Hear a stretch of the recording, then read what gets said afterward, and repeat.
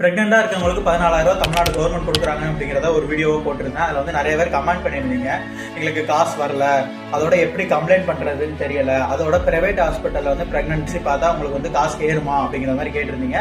அது இந்த வீடியோவில் உங்களுக்கு நான் என்னென்ன இருக்குது அப்படிங்கிறத சொல்லிடுறேன். ஃபர்ஸ்ட் வந்து ப்ரெக்னென்ட் ஆன உடனே 12 வாரத்துக்குள்ளே உங்களுக்கு நீங்கள் போய் அப்ளை பண்ணணும். அதுவும் எப்படி அப்ளை பண்ணணுங்கிறத வீடியோவில் சொல்லியிருந்தேன். அதோட ஒரு முக்கியமான விஷயம் இருக்குது. அதில் நீங்கள் வந்து கவர்மெண்ட் ஹாஸ்பிட்டலில் போய் ஒரு ஸ்கேன் எடுத்து ஃபர்ஸ்ட் அதோட அட்டாச் பண்ணி அப்ளை பண்ணணும். அப்படின்னா தான் அதை கன்ஃபார்ம் பண்ணுவாங்க.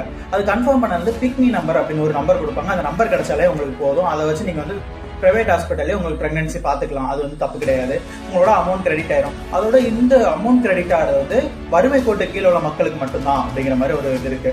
இவ்வளோ பண்ணி உங்களுக்கு காசு வரணும்னா ஃபர்ஸ்ட் சம்மந்தப்பட்ட பேங்கை போய் ஃபர்ஸ்ட் பாருங்க. அதுக்கடுத்து உங்களோட ஆதார் கார்டை அப்டேட் பண்ணுங்க. உங்களுக்கு அப்ளை பண்ணி வரல அப்படிங்கும்போது கீழே இருக்க நம்பரை கான்டாக்ட் பண்ணி சுகாதார கூடுதல் இயக்குனருக்கு வந்து நீங்கள் கம்ப்ளைண்ட் பண்ணலாம் டேரெக்டாக.